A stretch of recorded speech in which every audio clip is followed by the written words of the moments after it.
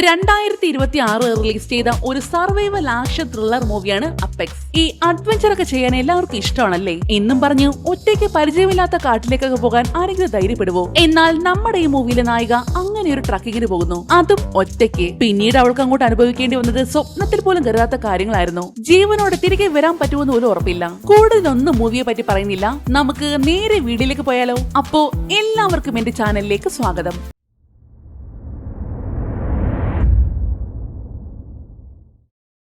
സിനിമയുടെ തുടക്കത്തിൽ ഒരു ഹസ്ബൻഡിനെയും വൈഫിനെയാണ് കാണിക്കുന്നത്. വൈഫിന്റെ പേര് സാക്ഷ, ഇവളാണ് നമ്മുടെ ഈ മൂവിലെ നായിക. ഹസ്ബൻഡിന്റെ പേര് ടോമി. രണ്ടുപേരും ഇപ്പൊ ഒരു ടെന്റിനുള്ളിലാണ് ഇരിക്കുന്നത്. പക്ഷേ നിങ്ങൾ ഉദ്ദേശിക്കുന്നത് പോലെ കാട്ടിലോ മേട്ടിലോ ഒന്നും അല്ല കേട്ടോ. ഒരു വലിയ മലയുടെ നടുക്കായിട്ടാണ് ഒരു ടെന്റ് കെട്ടിയിരിക്കുന്നത്. അതും സൈഡിലേക്ക് ചെറിയൊരു വിടവിലേക്ക് കയറ്റി. താഴെയാണെങ്കിൽ അഗാധമായൊരു കൊക്കയാണേ. എന്തെങ്കിലും പറ്റി വീണാ രണ്ടിന്റെ പൊടി പോലും കാണില്ല. ടോമി, വേഗം എഴുന്നേൽക്ക്, നേരം വെളുത്തു, നമുക്ക് മല കയറണ്ടേ. ഒട്ടും സമാധാനമില്ലാത്ത പോലെ ഉറങ്ങിക്കിടക്കുന്ന ആളെ വിളിച്ചെഴുന്നേൽപ്പിച്ചുകൊണ്ട് അവൾ ആ മല കയറാൻ തുടങ്ങി. ഇന്ന് ഇപ്പൊ തുടങ്ങിയതല്ല കേട്ടോ, ഒരാഴ്ചയായിട്ട് രണ്ടുപേരും ഈ മലയിൽ തന്നെയാണ്. അതിന്റെ ഏറ്റവും ടോപ്പിലെത്തുക എന്നതാണ് ലക്ഷ്യം. അതിന് കുറഞ്ഞത് ഒരു 2 ആഴ്ചയെങ്കിലും പിടിക്കും. രണ്ടുപേരും ഈ മല കയറാൻ വേണ്ടിയാണ് ഇവിടേക്ക് വന്നത് പോലും. ഈ മല മുഴുവൻ കയറണമെങ്കിൽ തന്നെ കുറഞ്ഞത് 2 ആഴ്ചയെങ്കിലും വേണം. എന്ന് വെച്ചാൽ കുറേശ്ശെയായിട്ടാണ് ഇവർ കയറുന്നത്. ഇപ്പോ കയറുന്ന വഴിക്ക് കാലാവസ്ഥ മോശമാണെങ്കിലോ അല്ലെങ്കിൽ കുറച്ച് റെസ്റ്റ് എടുക്കണമെങ്കിലോ മലയുടെ സ്ലോപ്പിൽ ഒരു ടെന്റ് കെട്ടും. എന്നിട്ട് ആവശ്യത്തിന് റെസ്റ്റ് ഒക്കെ എടുത്ത് വേണമെങ്കിൽ ഒന്ന് ഉറങ്ങിയതിനൊക്കെ ശേഷമാണ് വീണ്ടും നിർത്തിയെടുത്ത് വെച്ച് കയറാൻ തുടങ്ങുന്നത്. അങ്ങനെ ഇപ്പോൾ തന്നെ ഇവർ ഈ മല കയറാൻ തുടങ്ങിയിട്ട് തന്നെ ഇന്നേക്ക് 5 ദിവസമായി. മലയുടെ ചെറിയ ചെറിയ ദ്വാരങ്ങളിലായിട്ട് ഒരു ക്ലിപ്പ് ഇടും. അതിൽ കയറി ചുറ്റിയിട്ട് അത് തങ്ങളുടെ ശരീരത്തോട് ബന്ധിപ്പിച്ച് അതിൽ പിടിച്ചാണ് രണ്ടുപേരും മുകളിലേക്ക് കയറുന്നത്. ഇവർക്ക് കഴിക്കാനുള്ള ഭക്ഷണവും കിടക്കാനുള്ള ടെന്റും ഒക്കെ ഒരു ബാഗ് പോലാക്കി ഇവരുടെ ശരീരത്തിൽ തന്നെ കെട്ടി തൂക്കിയിട്ടിട്ടുണ്ട്. അങ്ങനെ ഇപ്പോ രണ്ടുപേരും വളരെ ഹാപ്പി ആയിട്ട് എൻജോയ് ചെയ്ത് തന്നെയാണ് മുകളിലേക്ക് കയറാൻ തുടങ്ങുന്നത്. കൂട്ടത്തിൽ ഏറ്റവും ആവശ്യം സാക്ഷിക്കാണ്. രണ്ടുപേരും കുറേശ്ശെ കയറി മുകളിലേക്ക് ചെന്നതും ഒരു സ്ഥലത്ത് മാത്രം അവൾക്ക് കയറാൻ പറ്റുന്നുണ്ടായിരുന്നില്ല. കുറച്ച് പൊക്കമുള്ള ഒരു സ്ഥലമാണ്. എത്ര ശ്രമിച്ചു നോക്കിയിട്ടും അവൾക്ക് ആ ഒരു ഭാഗം മാത്രം കയറാൻ പറ്റുന്നില്ല. ഒരു ഘട്ടത്തില് കൈ വിട്ട് താഴേക്ക് വരെ വീണുപോയി. പക്ഷേ കയറുണ്ടായത് കൊണ്ട് അതിൽ തൂങ്ങി കിടക്കത്തല്ലേ ഉള്ളൂ. സമാധാനത്തോടെ ശ്രമിച്ചു നോക്ക്, ഞാൻ എന്തെങ്കിലും ഹെൽപ്പ് ചെയ്യണോ? വേണ്ട, ഞാൻ തനിയെ കയറിക്കോളാം പറഞ്ഞുകൊണ്ട് വാശിയോടെ അവൾ വീണ്ടും മല കയറാൻ ശ്രമിക്കുന്നു. എന്നാൽ പിന്നെയും തെറ്റി വീഴുന്നതല്ലാതെ ഒരു നടക്കി പോകുന്ന ലക്ഷണവും കാണുന്നില്ല. നമുക്കിത് ഇന്നേക്ക് മതിയാക്കാം, നാളെയും ഈ സ്ഥലം ഇവിടെ തന്നെ കാണുമല്ലോ. മാത്രമല്ല ആകാശമൊക്കെ ഒരുമാതിരി ഇരുണ്ട് വരുന്നുണ്ട്, അതുകൊണ്ട് ഇന്നേക്ക് മതി. വീണ്ടും വാശിയോടെ കയറാൻ നിന്ന സാക്ഷയെ ഒരു വിധത്തിലാണ് ടോണി പറഞ്ഞ് സമാധാനിപ്പിക്കുന്നത്. അങ്ങനെ അവര് വീണ്ടും ആ മലയുടെ സൈഡിലായിട്ട് ഒരു ടെന്റ് അടിച്ചു. ടോമിയുടെ കയ്യിലായിട്ടൊരു കോമ്പസ് ഉണ്ട്. അതവൻ തന്റെ ലക്കി ചാമായിട്ടാണ് കാണുന്നത്. അതുകൊണ്ട് തന്നെ എവിടെ പോയാലും ആ കോമ്പസും കൂടെ കാണും. എന്ത് പറ്റി ടോമി, നിന്റെ മുഖം എന്താ വല്ലാതിരിക്കുന്നത്? ഏയ്, പ്രത്യേകിച്ചൊന്നുമില്ല, മനസ്സിനെന്തോ വല്ലാത്ത പോലെ, എന്തോ ഒന്ന് ശരിയല്ലാത്ത പോലെ. അതൊക്കെ നിന്റെ വെറും തോന്നലാ. ആദ്യം ആ കോമ്പസ് കളഞ്ഞിട്ട് കിടന്നുറങ്ങാൻ നോക്ക്. അതും പറഞ്ഞ് അവൾ ആ കോമ്പസ് പിടിച്ച് മാറ്റി വെക്കുന്നു. പിറ്റേന്ന് സൂര്യൻ ഉദിച്ചതേ വീണ്ടും രണ്ടുപേരും കൂടി മല കയറാൻ തുടങ്ങി. പക്ഷേ ക്ലൈമറ്റ് ഒട്ടും ശരിയായിരുന്നില്ല. ഭയങ്കരമായിട്ട് കാറ്റും വീശുന്നുണ്ട്. പെട്ടെന്നാണ് ആ കാറ്റത്ത് മഞ്ഞുമലകൾ ചെറുതായിട്ട് ഇടിഞ്ഞു വീഴാൻ തുടങ്ങിയത്. നമുക്ക് വേഗം കുറച്ചും കൂടി താഴോട്ട് പോകാം, അവിടെ അല്പം കൂടി സേഫ് ആയിരിക്കും. ടോമി പറഞ്ഞതും സാക്ഷിയാണ് ആദ്യം താഴേക്ക് ഇറങ്ങുന്നത്. താഴെ എത്തിയിട്ട് ടോമിക്ക് ഇറങ്ങാൻ വേണ്ടി അവന്റെ കയറ് തന്റെ ദേഹത്തേക്ക് ചേർത്ത് മുറുക്കിക്കൊണ്ടിരിക്കുമ്പോഴാണ് പെട്ടെന്ന് വലിയൊരു മഞ്ഞിന്റെ കഷ്ണം ഇടിച്ച് ടോമിയുടെ തലയിൽ വന്ന് ഇടിച്ച് അവൻ താഴേക്ക് വീണു പോകുന്നത്. പക്ഷേ അവന്റെ കയറിന്റെ ഒരു ഭാഗം സാക്ഷിയുടെ കയ്യിലല്ലേ, അത് മുറുക്കാനുള്ള സമയം അവൾക്ക് കിട്ടിയിരുന്നില്ലല്ലോ. അത് കാരണം അവൻ വീഴാതിരിക്കാൻ ആ കയറിൽ മുറുകെ പിടിച്ചിരിക്കുകയാണ് അവൾ. ടോമി, വേഗം എഴുന്നേൽക്ക്, ഇല്ലെങ്കിൽ നമ്മൾ രണ്ടുപേരും താഴെ വീഴും. ടോമിയുടെ വെയിറ്റ് അവൾക്ക് താങ്ങാൻ പറ്റുന്നുണ്ടായിരുന്നില്ല. എങ്കിലും തന്നെ കൊണ്ട് പറ്റുന്നത് പോലെ അവനെ പിടിച്ച് പൊക്കിയെടുക്കാനും നോക്കുന്നുണ്ട്. മാത്രമല്ല ടോമിക്ക് ബോധം ഉണ്ടായിരുന്നില്ല. ടോമി, പ്ലീസ് എഴുന്നേൽക്ക്, എനിക്കിനി പിടിച്ചു നൽകാൻ പറ്റില്ല, സാക്ഷ വലിയ വായിൽ വിളിച്ചു പറയുന്നുണ്ടെങ്കിലും ടോമി അതൊന്നും കേൾക്കുന്നുണ്ടായിരുന്നില്ല. അവളും ഒരു ക്ലിപ്പിന്റെ ബലത്തിലാണല്ലോ അവിടെ നിൽക്കുന്നത്. രണ്ടുപേരുടെയും വെയിറ്റ് താങ്ങാനാവാതെ ആ ക്ലിപ്പും ഇപ്പൊ വീഴുന്ന അവസ്ഥയിലാണ്. ഒരു ഘട്ടത്തില് ഒട്ടും പറ്റില്ലെന്നായതും വെയിറ്റ് താങ്ങാനാവാതെ അവളുടെ കയ്യിൽ നിന്ന് വഴുതി ടോമി താഴേക്ക് വീണു പോകുന്നു. ആ സെക്കൻഡിൽ തന്നെയായിരുന്നു സാക്ഷയുടെ ക്ലിപ്പും പൊട്ടി വീണത്. ഭാഗ്യത്തിന് ആ മലയിൽ പിടികിട്ടിയത് കൊണ്ട് അവൾ താഴെ വീണില്ല. പക്ഷേ ടോമി ആണെങ്കിൽ താഴെ വീണ് മരിച്ചു പോയില്ലേ. അത് നോക്കി നിൽക്കാനല്ലാതെ അവളെ കൊണ്ട് ഒന്നിനും പറ്റിയില്ല. അങ്ങനെ ഇപ്പോൾ ആ സംഭവങ്ങളൊക്കെ കഴിഞ്ഞിട്ട് 5 മാസങ്ങൾ കഴിഞ്ഞിരിക്കുകയാണ്. ടോമിയുടെ മരണം താങ്ങാനാവാതെ ഈ 5 മാസമായിട്ട് സാക്ഷ വീടിന് പുറത്തേക്ക് പോലും ഇറങ്ങിയിട്ടില്ലായിരുന്നു. എന്നാൽ ഇപ്പോൾ 5 മാസങ്ങൾക്കിപ്പുറം അവൾ വീണ്ടും ഒരു ട്രിപ്പിന് തയ്യാറായിരിക്കുകയാണ്. അതിനുവേണ്ടി GPS-ന്റെ സഹായത്തോടെ ഒരു ലൊക്കേഷനിലേക്ക് പോയിക്കൊണ്ടിരിക്കുകയാണ് അവൾ. എന്നാൽ 2 വഴിയായിട്ട് പിരിയുന്ന ഒരിടത്തേക്ക് എത്തിയതും എങ്ങോട്ട് പോകണമെന്ന് ആകെ ഒരു കൺഫ്യൂഷൻ. മാത്രമല്ല GPS-ന്റെ സിഗ്നലും കട്ടായി പോയി. അവളെ എത്ര നോക്കിയിട്ട് സിഗ്നൽ വരുന്നുണ്ടായിരുന്നില്ല. പിന്നെ കയ്യിലുണ്ടായിരുന്ന ഒരു മാപ്പ് വെച്ച് ടോമിയുടെ കയ്യിൽ എപ്പോഴും ഒരു കോമ്പസ് ഉണ്ടായിരിക്കില്ലേ, ആ കോമ്പസ് വെച്ച് ഡയറക്ഷൻ ഒക്കെ നോക്കിയിട്ട് അതുവഴി വഴിയാണ് യാത്ര തുടങ്ങുന്നത്. ടോമിയുടെ ഓർമ്മയ്ക്കായിട്ട് ഇപ്പോൾ അവളുടെ കയ്യിൽ ആ ഒരു കോമ്പസ് മാത്രമേ ബാക്കിയുള്ളൂ. അങ്ങനെ സന്ധ്യ ആയതും ഒരിടത്തേക്ക് വണ്ടിയൊക്കെ നിർത്തിയിട്ട് ടെന്റൊക്കെ കെട്ടി ആഹാരമൊക്കെ കഴിക്കുന്നു. അപ്പോഴും അവളുടെ മനസ്സ് നിറയെ ടോമിയാണ്. താൻ കാരണമാണല്ലോ അവൻ മരിച്ചത് എന്നുള്ള വല്ലാത്തൊരു കുറ്റബോധമായിരുന്നു അവൾക്ക്. അവൻ വേണ്ടെന്ന് പറഞ്ഞിട്ടും അവളുടെ വാശിയായിരുന്നല്ലോ മല കയറണമെന്നുള്ളതും. അങ്ങനെ നേരം വെളുത്തതും അവള് വീണ്ടും യാത്ര തുടങ്ങുന്നു. ഒരു കാട്ടിലേക്കായിരുന്നു ട്രിപ്പിൾ പ്ലാൻ ചെയ്തിരുന്നത്. അതിനുവേണ്ടി അതുമായിട്ട് ബന്ധപ്പെട്ട സ്റ്റേഷനിൽ എത്തുന്നു. ആ കാട്ടിലേക്ക് ട്രെക്കിങ്ങിനൊക്കെ പോകുന്നവർ ഇവിടെ വന്ന് റിപ്പോർട്ട് ചെയ്തിട്ട് വേണം പോകാൻ. നിങ്ങൾ ഒറ്റയ്ക്കേ ഉള്ളോ? അവിടേക്ക് തനിച്ചു പോകുന്നത് ഒട്ടും സേഫ് അല്ല. ദേ ഈ ഫോട്ടോയിൽ കാണുന്ന ആൾക്കാരൊക്കെ കണ്ടോ? അവരെല്ലാവരും ആ കാട്ടിലേക്ക് ട്രിപ്പ് പോയവരാ. പക്ഷേ ഇന്നേ വരെ ആരും തിരിച്ചു വന്നിട്ടില്ല. റെസ്ക്യൂ ടീം എത്രയൊക്കെ തിരിഞ്ഞു നോക്കിയിട്ടും ഒരു ബോഡി പോലും കണ്ടെത്താനോ ആയിട്ടില്ല. പക്ഷേ അതൊന്നും കേട്ട് സാക്ഷിക്ക് വല്ല പേടിയൊന്നും തോന്നിയില്ല. അവള് പോകാൻ ഉദ്ദേശിക്കുന്ന സ്ഥലത്തിന്റെ പേരൊക്കെ എഴുതിയിട്ട് അവിടെ രജിസ്റ്റർ ചെയ്യുന്നു. ശേഷം അവിടുന്ന് കുറച്ച് സാധനങ്ങൾക്ക് മേടിക്കാൻ വേണ്ടി ഒരു ഗ്യാസ് സ്റ്റേഷനിലേക്കാണ് ചെല്ലുന്നത്. എന്നാൽ അവിടെയാണെങ്കിൽ കുറച്ച് ഹണ്ടർ ഗ്രൂപ്പ് ഉണ്ടായിരുന്നു. എന്ന് വെച്ചാ ഈ കാട്ടിലെ മാനിനെ മുയലിനെയൊക്കെ വെടിവെച്ചിടുന്ന ആൾക്കാരില്ലേ, അങ്ങനെ ഒരു ടീംസ്. സാക്ഷിയെ കണ്ടതേ അവന്മാര് വെറുതെ അവളെ ചൊറിയാൻ തുടങ്ങി. ഹായ്, എങ്ങോട്ടാ യാത്ര? വേണമെങ്കിൽ ഞങ്ങൾ ഗൈഡായിട്ട് കൂടെ വരാം. വേണ്ട, ഞാൻ തനിയെ പോയിക്കോളാം. അവൾ അങ്ങനെ പറഞ്ഞിട്ടും അവന്മാര് വീണ്ടും പുറകെ നടന്ന് ചൊറിയുന്നുണ്ടായിരുന്നു. ആ സമയത്താണ് അവിടേക്ക് മറ്റൊരുത്തൻ കയറി വരുന്നത്. അവന്റെ പേരാണ് ബെൻ. സാക്ഷിയെ അവന്മാര് ശല്യപ്പെടുത്തുന്നത് അവന് ശ്രദ്ധിക്കുന്നുണ്ടായിരുന്നു. നിങ്ങളുടെ സഹായം ആ കൊച്ചിന് വേണ്ടെന്ന് പറഞ്ഞില്ലേ? അവൾക്ക് വേണ്ടതൊക്കെ അവൾ തനിയെ ചെയ്തോളും. ബെൻ അങ്ങനെ പറഞ്ഞതും പിന്നെ അവന്മാരോട് ശല്യം ചെയ്യാൻ നിന്നില്ല.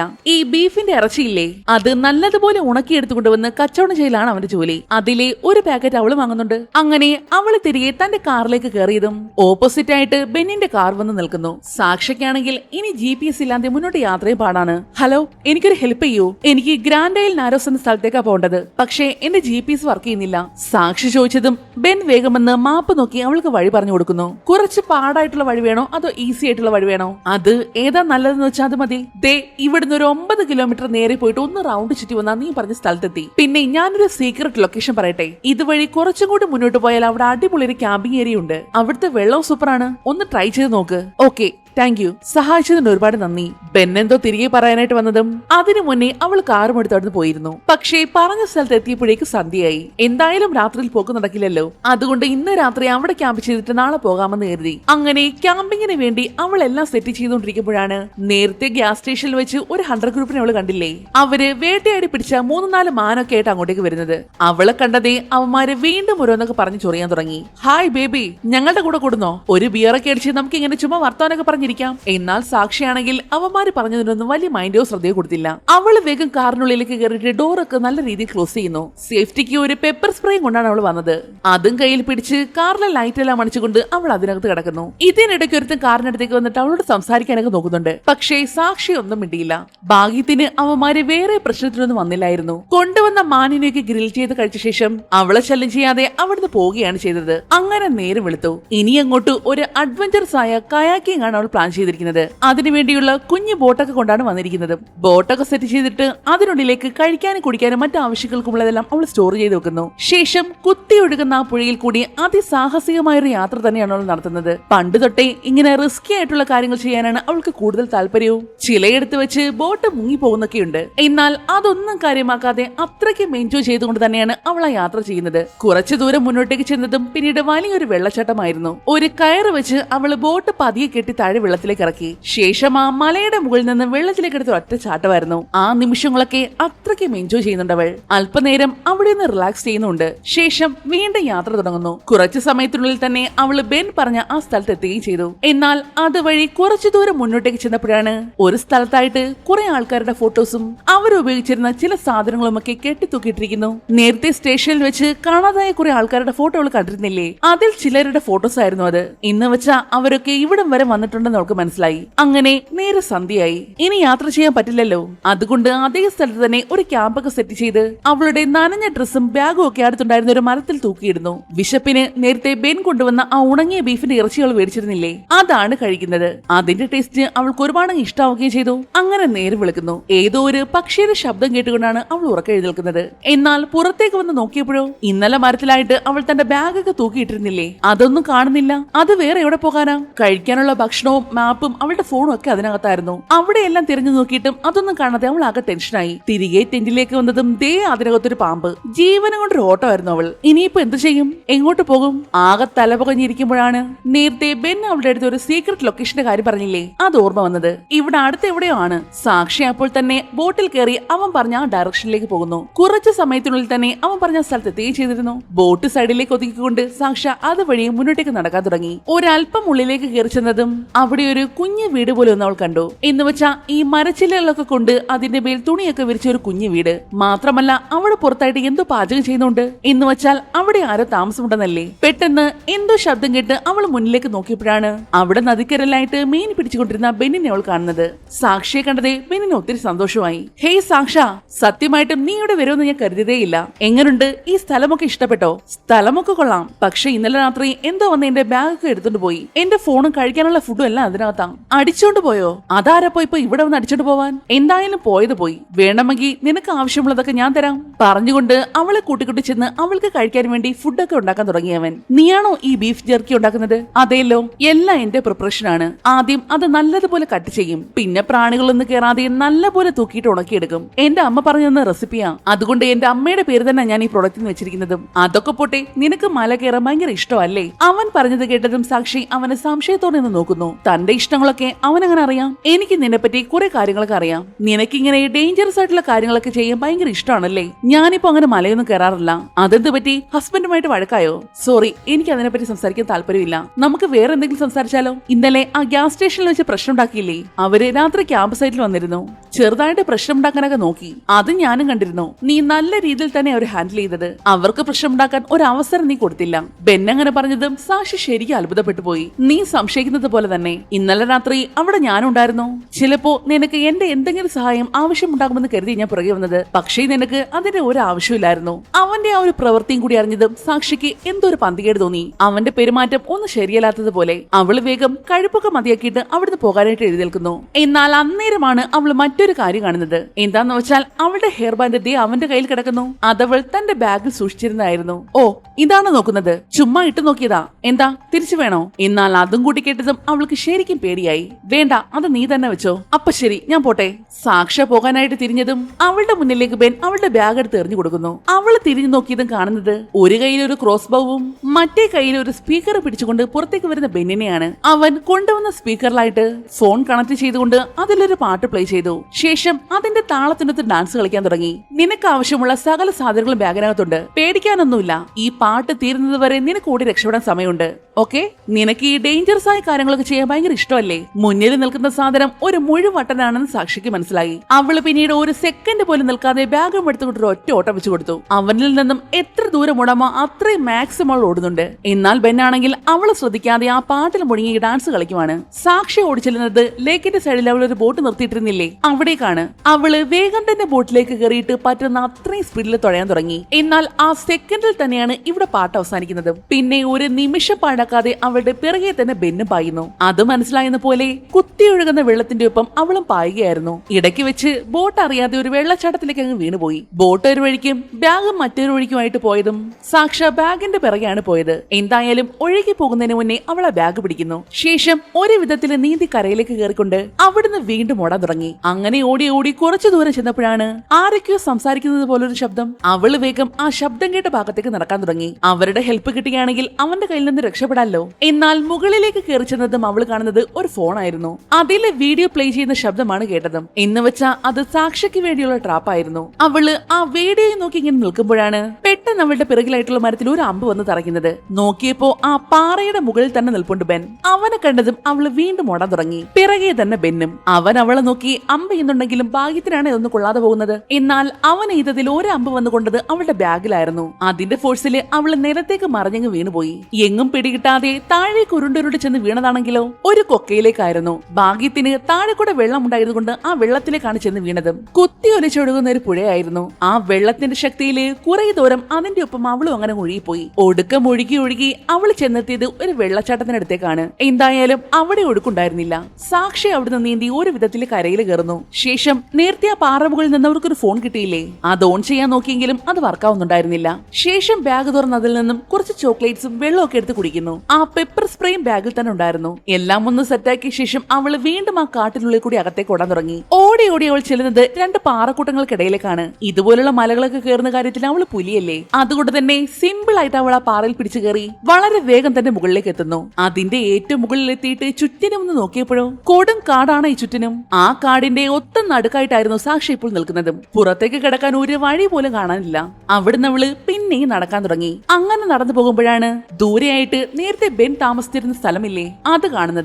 അവള് വേഗം തന്നെ തന്റെ ബാഗിൽ നിന്നും ഒരു ബൈനോക്കുലർ എടുത്തുകൊണ്ട് അവിടേക്ക് സൂം ചെയ്ത് നോക്കുന്നു. അന്നേരമാണ് അവിടെ കിടക്കുന്ന ബെന്നിന്റെ കുഞ്ഞു ബോട്ട് അവള് കാണുന്നത്. അത് കിട്ടിയാൽ രക്ഷപ്പെടാം. പെട്ടെന്നാണ് എന്തോ ഒരു പക്ഷി കരയുന്ന പോലുള്ള ശബ്ദം അവൾ കേൾക്കുന്നത്. അത് ബെന്നിന്റെ ശബ്ദമാണെന്ന് മനസ്സിലായതും അവള് വേഗം അവിടെയെല്ലാം നോക്കുന്നു. അപ്പോതേ അവളെ നോക്കി ഇളിച്ചോണ്ട് നിൽക്കുന്ന പണ്ടാരകാലൻ അവനും തന്നെ കണ്ടെന്ന് മനസ്സിലായതും അവള് ജീവനം കൊണ്ട് അവിടെ ഓടുന്നു. പിറകെ തന്നെ ബെന്നും. സാക്ഷ വേഗം കേറിയ വഴി തന്നെ തിരിച്ചിറങ്ങുന്നു. എന്നിട്ട് മേലെ നിന്ന് നോക്കിയാൽ കാണാത്ത വിധം ഒരു പാറയുടെ കീഴിലേക്ക് മറഞ്ഞു നിൽക്കുകയാണ് അവൾ. വിചാരിച്ചതുപോലെ തന്നെ പിറകെ ഓടി വന്ന ബെൻ താഴേക്ക് എത്തി നോക്കുന്നു. പാറയുടെ കീഴിലേക്ക് മറഞ്ഞു നിൽക്കുന്നത് കൊണ്ട് തന്നെ അവൻ അവളെ കാണാൻ പറ്റുന്നുണ്ടായിരുന്നില്ല. സാക്ഷി അനങ്ങാതെ കുറെ നേരം അങ്ങനെ തന്നെ നിൽക്കുന്നു. പിന്നീട് അനക്കമൊന്നും ഇല്ല എന്ന് മനസ്സിലായതും അവള് ശബ്ദം ഉണ്ടാക്കാതെ പതിയെ വീണ്ടും മുകളിലേക്ക് കയറി. എന്തായാലും ആ ഭ്രാന്തനോട് ഉണ്ടായിരുന്നില്ല.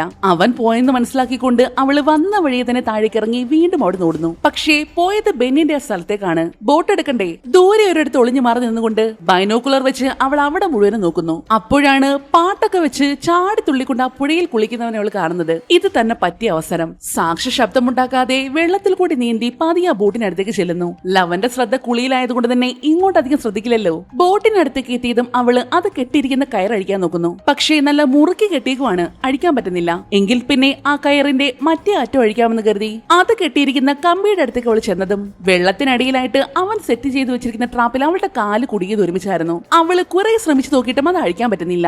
അപ്പോഴേക്കും ബെൻ തന്റെ അടുത്തേക്ക് പാഞ്ഞു വരുന്നത് കണ്ടതും സാക്ഷ പെട്ടെന്ന് അവിടുന്ന് നീന്തി രക്ഷപ്പെടാൻ ശ്രമിക്കുന്നു. പക്ഷേ കാലിൽ കുടുക്ക് കിടക്കുമല്ലേ. ബെൻ ഓടി വന്ന് ആ ട്രാപ്പിന്റെ ചങ്ങലയിൽ പിടിച്ച് അവളെ തന്റെ അടുത്തേക്ക് വലിച്ചെടുക്കാൻ തുടങ്ങി. അവള് പെട്ടെന്ന് തന്റെ ബാഗിലുണ്ടായിരുന്ന പേപ്പർ സ്പ്രേ എടുത്ത് അവന്റെ മുഖത്തേക്ക് അങ്ങ് അടിച്ചു കൊടുത്തു. അവന്റെ അണ്ടകടാഹം വരെ പുകഞ്ഞു പോയി കാണും. അമ്മാതിരി നീറ്റിലല്ലേ. ആ ഗ്യാപ്പ് നോക്കി അവൾ ഓടിച്ചെന്ന് ആ ട്രാപ്പിന്റെ ചങ്ങല വലിച്ചു പൊട്ടിക്കാൻ നോക്കുന്നു. എന്നാൽ അതിനു മുന്നേ മുഖമെല്ലാം കഴുകിക്കൊണ്ട് അവൻ അങ്ങോട്ടേക്ക് പാഞ്ഞു വന്നിരുന്നു. അവള് വീണ്ടും പേപ്പർ സ്പ്രേ എടുക്കാൻ പോയതും അവൻ ക്രോസ് ബോവും കയ്യിലേക്ക് എടുത്തു. മര്യാദയ്ക്ക് അത് താഴെ ഇട്ടോ, ഇല്ലെങ്കിൽ ഞാൻ ഷൂട്ട് ചെയ്യും. വേറെ വഴിയില്ലാതെ അവളെ പേപ്പർ സ്പ്രേ എടുത്ത് കളഞ്ഞതും ബെൻ വന്ന് അവളുടെ കാലിലെ ആ ട്രാപ്പ് എടുത്ത് മാറ്റി. ഇനി തനിക്ക് രക്ഷയില്ലെന്ന് അവൾക്ക് മനസ്സിലായി. അങ്ങനെ ഇപ്പോ ബെൻ സാക്ഷിയെ പിടിച്ചുകൊണ്ടുവന്ന് അവന്റെ വീടിന് മുന്നിലായിട്ട് കെട്ടിയിട്ടിരിക്കുകയാണ്. അവനാണെങ്കിൽ അവൾക്ക് വേണ്ടി കഴിക്കാനായിട്ട് എന്തൊക്കെയോ പറിച്ചുകൊണ്ടുവന്ന് കൊടുക്കുന്നുണ്ട്. ഇനിയിപ്പോ അതങ്ങാണ് കഴിച്ചില്ലെങ്കിൽ അവനങ്ങനെ കൊന്നാലോ? ആ ഒരു പേടി ഉണ്ടായത് കൊണ്ട് തന്നെ ഇഷ്ടമില്ലെങ്കിലും അവൾ അത് മുഴുവൻ കഴിക്കുന്നു. നിനക്ക് ശരിക്കും ഭ്രാന്ത്, അല്ലെങ്കിൽ ഇങ്ങനൊന്നും ചെയ്യില്ല.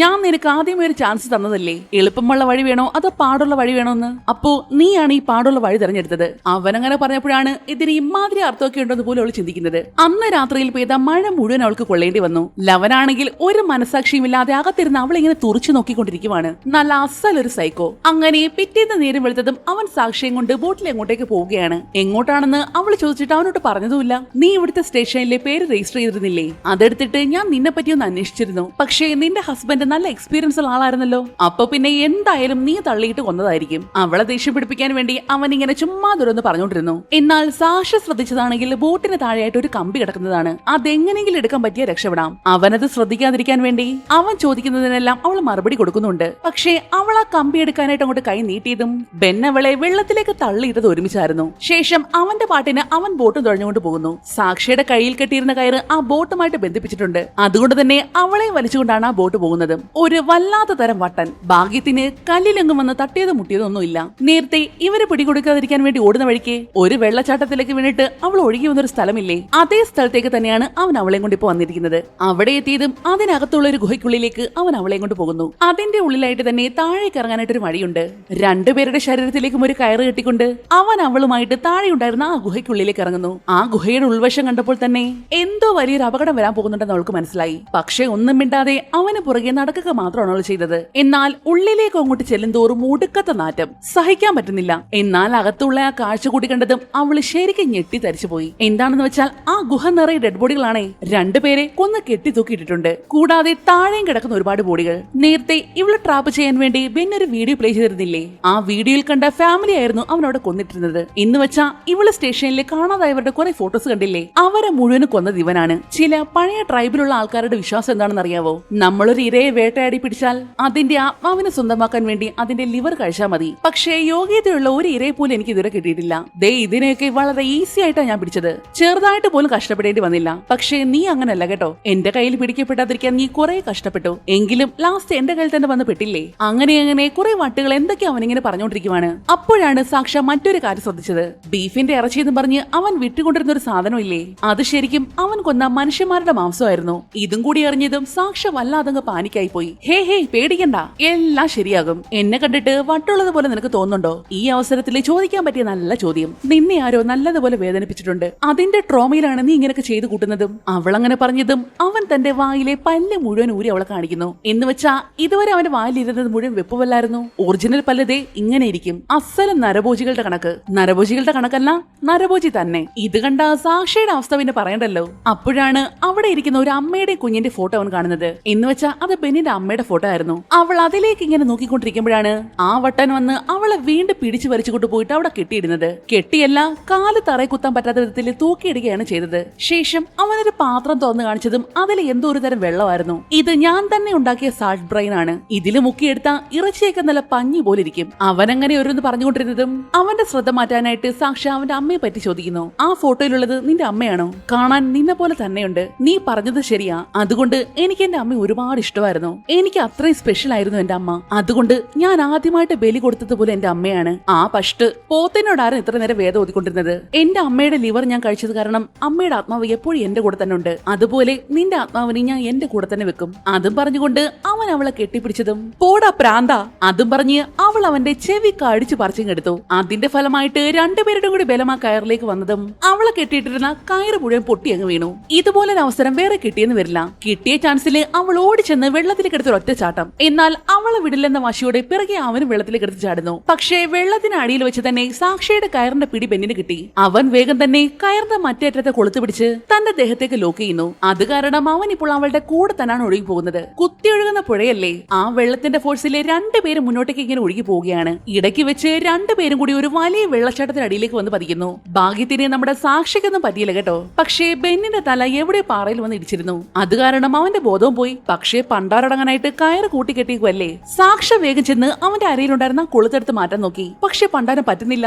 ഇനി വെള്ളത്തിനടിയിൽ കിടന്നാൽ ശ്വാസം മുട്ടി ചാവും എന്നുള്ളത് കൊണ്ട് തന്നെ അവനുമായിട്ട് തന്നെ അവൾക്ക് മുകളിലേക്ക് വരേണ്ടി വന്നു. ശേഷം വേഗം ചെന്ന് അവന് ബോധം വരുന്നതിന് മുന്നേ തന്നെ കയ്യിൽ കിടക്കുന്ന ചങ്ങല എങ്ങനെയെങ്കിലും അടിച്ചു പൊട്ടിക്കാൻ നോക്കുകയാണ് അവൾ. എന്നാൽ അപ്പോഴേക്കും ആ വട്ടന്റെ ബോധം വന്നിരുന്നു. സാക്ഷിയെ കണ്ടതേ അവൻ ഓടി വന്ന് അവളുടെ കയറിൽ പിടിച്ചൊരു ഒറ്റ വലി. ശേഷം അവളുടെ പുറത്തേക്ക് കയറിയിരുന്നു കൊണ്ട് സാക്ഷിയുടെ കഴുത്ത് ഞെരിച്ച് അവളെ കൊല്ലാൻ നോക്കുകയാണ്. ഏകദേശം അവള് മരിക്കാറായി എന്നൊരു അവസ്ഥ വന്നതും അവളെ കൊല്ലാൻ മനസ്സ് വരാതെ അവൻ പെട്ടെന്ന് കൈമാറ്റുന്നു. എന്നാൽ ആ സെക്കൻഡിൽ തന്നെ അവൻ അടിച്ചിട്ടുകൊണ്ട് കയ്യിൽ കിട്ടിയ ഒരു പാറക്കല്ല് വെച്ച് സാക്ഷി അവന്റെ ഒരു കാല് തന്നെ അങ്ങ് അടിച്ചോടിക്കുന്നു. അവൻ പെട്ടെന്ന് അവളെ അടിച്ചിട്ടത് കൊണ്ട് പെണ്ണ് അവനെ കൊന്നില്ല. വേദന സഹിക്കാൻ കഴിയാതെ അലറി കരയുകയാണ് ബെൻ. അമ്മാതിരി അടിയലി അടിച്ചത് കാലിന്റെ എല്ല് വരെ പൊട്ടി പുറത്തു വന്നിട്ടുണ്ട്. എന്തായാലും ഇനി ഒരടിയും കൂടി ഉണ്ടാക്കാനുള്ള ശക്തിയൊന്നും രണ്ടെണ്ണത്തിനുണ്ടായിരുന്നില്ല. അതുകൊണ്ട് തന്നെ രണ്ടും രണ്ട് മൂലക്കായിട്ട് ഒതുങ്ങിക്കിടക്കുന്നു. അങ്ങനെ രാത്രിയായി. ഇപ്പോഴും രണ്ടുപേരും അതേ കിടത്തം തന്നെ. കയറുകൾ തമ്മിൽ കൂട്ടിക്കെട്ടിയിരിക്കുന്നത് കാരണം രണ്ടുപേർക്ക് മൂടി രക്ഷപ്പെടാൻ പറ്റില്ലല്ലോ. ആ രാത്രി മുഴുവനും അവള് ടോമിയെ പറ്റിയായിരുന്നു സംസാരിച്ചുകൊണ്ടിരുന്നത്. അതെല്ലാം മിണ്ടാതിരുന്ന് നമ്മുടെ ബെന്നും കേൾക്കുന്നുണ്ട്.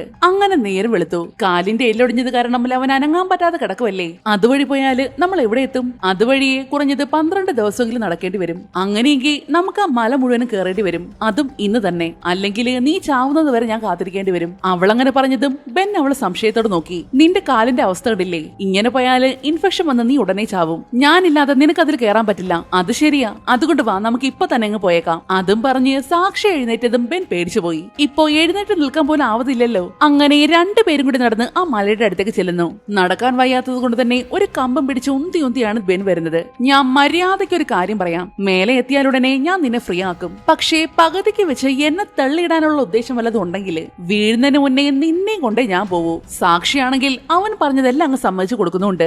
അതിനുശേഷം മാത്രമാണ് അവൻ അവളുടെ കയ്യിൽ വിലം കഴിച്ചു കൊടുത്തതും. അങ്ങനെ അവര് മല കയറാൻ തുടങ്ങി. സാക്ഷിയാണ് ആദ്യം മുകളിലേക്ക് പോകുന്നത്. ശേഷം മലയുടെ ഇടുക്കിലേക്ക് ക്ലിപ്പ് സെറ്റ് ചെയ്തുകൊണ്ട് അതിലേക്ക് ബെന്നിന്റെ കയർ സെറ്റ് ചെയ്യും. സെറ്റായി കഴിഞ്ഞാൽ അവൻ തന്നെ ആ കയർ വലിച്ചുകൊണ്ട് മുകളിലേക്ക് വരും. അങ്ങനെ രണ്ടുപേരും കുറേശ്ശെയായിട്ട് ആ മലമുകളിലേക്ക് കയറിക്കൊണ്ടിരിക്കുകയാണ്. ഇടയ്ക്ക് വെച്ച് അവനെ താഴെ ഇടാനായിട്ട് സാക്ഷിക്ക് ചെറിയൊരു അവസരം കിട്ടുന്നു. അവള് പതിയെ തന്റെ അരയിലുണ്ടായിരുന്ന ബെൽറ്റ് അങ്ങോട്ട് അഴിക്കാനായിട്ട് നോക്കിയതും ഇത് കണ്ട ബെൻ അവളുടെ കയറിൽ പിടിച്ച ഒരൊറ്റ വലിയായിരുന്നു. നിന്നോട് ഞാൻ പറഞ്ഞതല്ലേ ബെൽറ്റിൽ തൊട്ടുപോകരുതെന്ന്, ഞാനത് അഡ്ജസ്റ്റ് ചെയ്യുമായിരുന്നു, അല്ലാതെ നിന്നെ കൊല്ലാൻ നോക്കിയതൊന്നുമല്ല പറഞ്ഞുകൊണ്ട് അവള് വീണ്ടും മുകളിലേക്ക് കയറാൻ തുടങ്ങി. അവനെ കാണാൻ ഒരു പരിപാടി നടക്കില്ലെന്ന് അവൾക്ക് മനസ്സിലായി. അങ്ങനെ കേറി ഒരിടത്തേക്ക് എത്തിയതും മലയുടെ ഇത്തിരി തള്ളി നിൽക്കുന്ന ഭാഗത്തേക്കാണ് അവൾ വന്നത്. എന്ന് വെച്ചാ അതിന്റെ മുകളിലേക്ക് കയറി നിന്ന ബെന്നിന് അവളെ കാണാൻ പറ്റില്ല. അത് മനസ്സിലാക്കിക്കൊണ്ട് അവള് വേഗം തന്നെ അതിന്റെ മുകളിലേക്ക് വലിഞ്ഞു കയറുന്നു. ശേഷം തന്റെ അരയിലുണ്ടായിരുന്ന ബെൽറ്റൂരി മാറ്റിയിട്ട് അവിടെ തന്നെ ഉണങ്ങിയ ഒരു കുഞ്ഞു മരം നിൽപ്പുണ്ട്, അതിലേക്ക് അങ്ങ് കെട്ടിവിട്ടു. മേലെ നിൽക്കുന്നത് കാരണം ബെന്നിനാണെങ്കിൽ അവളെ കാണാനും പറ്റില്ലല്ലോ.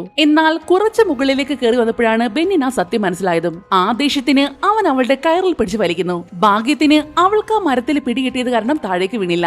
ഒരുമിച്ച് മുകളിൽ പോകാമെന്ന് നീ എനിക്ക് സത്യം ചെയ്തതല്ലേ, അതും പറഞ്ഞ് ദേഷ്യത്തിൽ അവൾ കയറിൽ പിടിച്ച് ആഞ്ഞു വലിക്കുകയാണ് അവൻ. വലിയുടെ ശക്തിയില് അവളുടെ അരയിൽ കെട്ടിയിരുന്ന ബെൽറ്റ് അടക്കം അഴിഞ്ഞങ്ങ് താഴെ പോയി. എന്ന് വെച്ചാ രണ്ടുപേരെയും കണക്ട് ചെയ്തിരുന്ന കയറാണ് താഴെ പോയത്. അതോടെ സാക്ഷി വേഗം തന്നെ ചാടി മുകളിലേക്ക് കയറുന്നു. ഇനിയിപ്പോ അവനെ കൊല്ല ഈസി അല്ലേ. അവള് വേഗം ചെന്ന് ആ മരത്തിൽ കെട്ടിയിരുന്ന കയർ അങ്ങോട്ട് അഴിച്ചതും ലവന്തേ പോകുന്ന താഴോട്ട് ഊക്കിന് വന്ന് താഴെ ഉണ്ടായിരുന്ന പാറയിൽ വന്ന് ഇടിച്ചതും ചിന്നി ചിതറിപ്പോയില്ലേ. അതോടെ ആ കാട്ടവരാതിയുടെ കാര്യം ഹുദാഹവ. പക്ഷേ ഇവിടെ നമ്മുടെ സാക്ഷിയുടെ കാര്യം കഷ്ടമാണ്. കാരണം ഇനി മുകളിലേക്ക് കയറാൻ കയറില്ലല്ലോ. ഒന്ന് തെറ്റിപ്പോയാല് ബെന്നിന്റെ അവസ്ഥ തന്നെ ആയിരിക്കും അവൾക്കും. പക്ഷേ ഇത്രയൊക്കെ കഷ്ടപ്പെട്ട് അതിജീവിച്ച് വന്നതല്ലേ, അങ്ങനെ അങ്ങ് തോറ്റു കൊടുക്കാൻ അവൾക്ക് മനസ്സ് വന്നില്ല. ഉള്ള ധൈര്യമെല്ലാം സംഭരിച്ചുകൊണ്ട് അവള് വീണ്ടും മുകളിലേക്ക് മല കയറാൻ തുടങ്ങി. കാലിൽ ഷൂ ഇല്ല, സപ്പോർട്ടിന്റെ കയറില്ല, സഹായത്തിനായിട്ട് ഒന്നും തന്നെയില്ല.